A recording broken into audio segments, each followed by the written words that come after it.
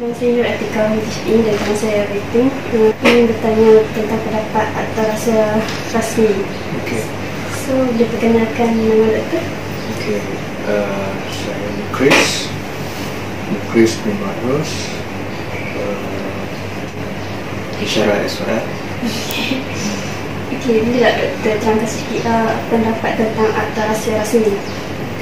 Akta rahsia rasmi ataupun OSA salah satu daripada undang-undang ataupun akta yang agak kontroversial.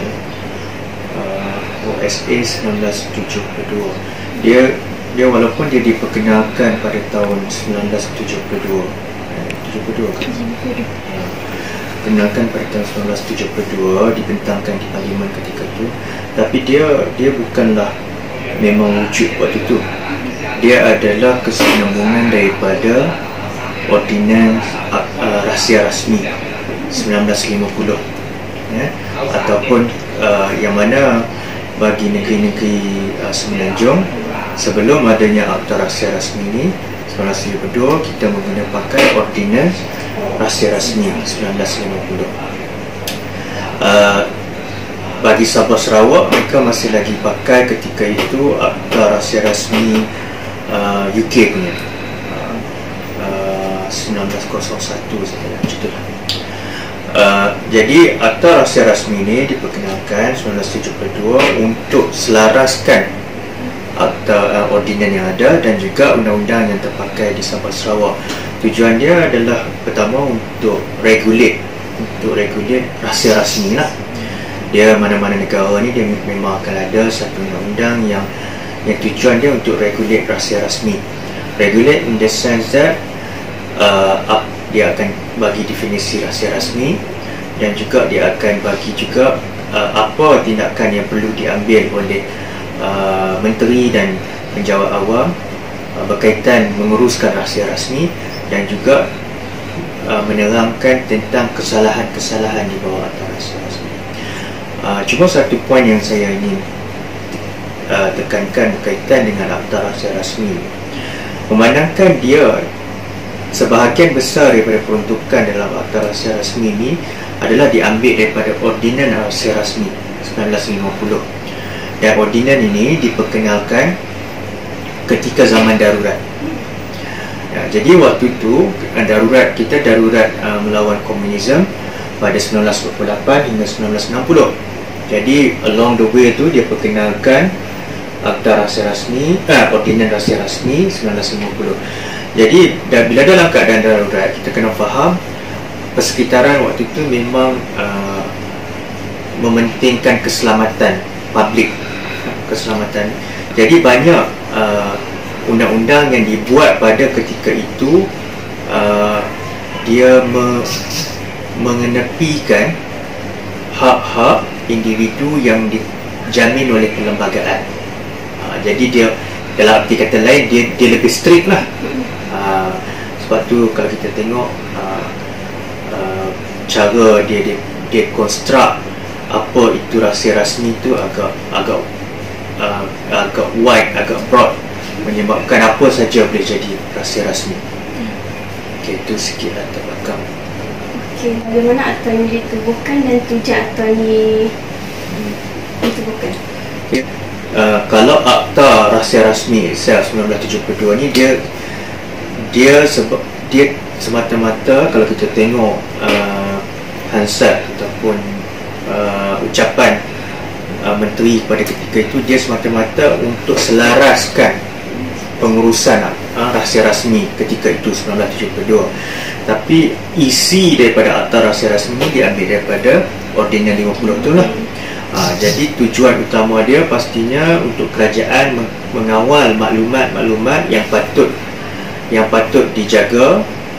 Pertama untuk demi menjaga kepentingan kerajaan sendiri, pentadbiran kerajaan. Kedua untuk menjaga daripada jatuh kepada pihak-pihak musuh. Dan ketiga untuk memastikan, untuk mengawal maklumat apa yang sampai kepada rakyat, apa yang tak boleh, menyaring maklumat yang sampai kepada rakyat. Okay. Apakah kebaikan Atta ni kepada pengamal media?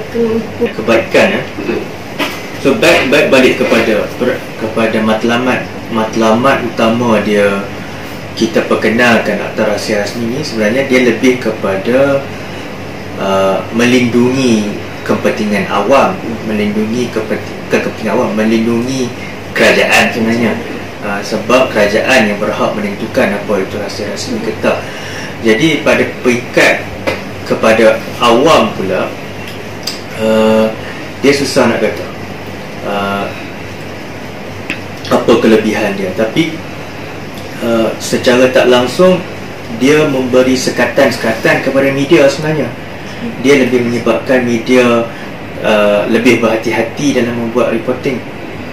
Mungkin kita dalam tingkatan lain kita kata okey, dekat situ disebabkan media lebih berhati-hati, kita akan keluarkan berita yang lebih wibawa lah. Tapi pada masa yang sama dia ada reverse juga. Reverse effect dia adalah bila wartawan media lebih berhati-hati, jadi banyak maklumat yang tak boleh nak disampaikan. Sebab media pun risau kalau dia tulis salah. Bila dia tulis salah. Jadi sebab itu antara orang-orang yang memberi kritikan terhadap Akta Rahsia Rasmi juga, mereka memberi cadangan lain, iaitu Freedom of Information Act, Akta Kebebasan Maklumat. Okey, seperti mana yang ada di UK sekarang lah. Di UK dan turut diperkenalkan di beberapa negeri di Malaysia lah, di Penang dan di Selangor. Jadi pernah diusulkan agar Akta Kebebasan Maklumat ini menggantikan Akta Rahsia Rasmi lah. Atau arti kata lain, maksudnya boleh ada benda yang kerajaan simpan, kerajaan tak dedahkan, tapi pada masa yang sama kerajaan perlu memberi penerangan kenapa tak boleh dedahkan. Kalau keadaan sekarang, satu dokumen boleh dilabelkan, diklasifikasikan sebagai rahsia rasmi, sama ada rahsia besar, sulit, terkawal dan sebagainya tu. Menteri boleh, atau mana-mana pegawai yang diberi kuasa untuk klasifikasi, dan mereka tak perlu bagi sebab. Mereka tak perlu bagi sebab kenapa mereka ni. Jadi apa-apa jadi kat situ kalau kita kata, kalau berdasarkan prinsip rule of law ni tu tak apa nak kenal lah. Sebab kalau rule of law dia menuntut kepada apa-apa saja tindakan eksekutif, sama ada menteri, penjawat awam dan sebagainya, tindakan mereka boleh disemak oleh mahkamah. Dia ada checks and balance kat situ. Jadi sebab tu dia mengesyorkan agar sama ada dipindah Akta Rahsia Rasmi ataupun digantikan dengan Freedom of Information Act ni. Freedom of Information Act ni, contohnya kalau you ada benda nak clarify daripada government, nak minta satu maklumat, you tulis surat saja, you kan berdasarkan kepada Freedom of Information ni, government dia perlu reply kepada you. Ada obligation untuk reply, sama ada dia boleh pilih sama ada untuk bekalkan maklumat itu ataupun mereka jelaskan kenapa maklumat itu tidak boleh dibekalkan.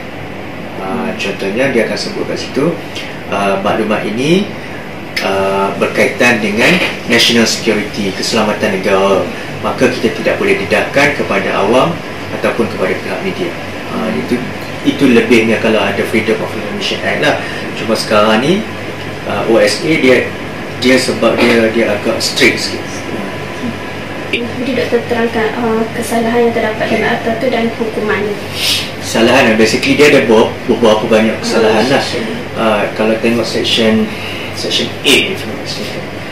section 8 ni, dia dalam satu section tu saja dia dah ada banyak kesalahan.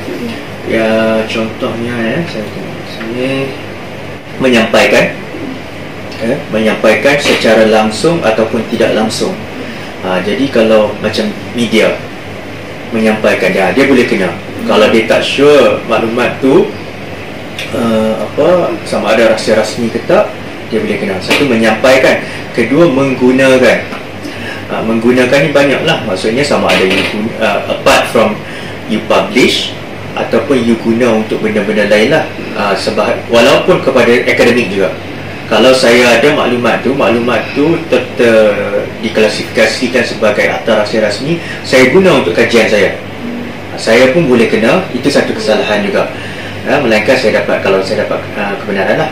Kemudian menyimpan, walaupun you tak sampaikan kepada orang lain, you tak guna pun, you just letak dalam almari you je, pun kesalahan juga kalau you tak ada authorization. Okay.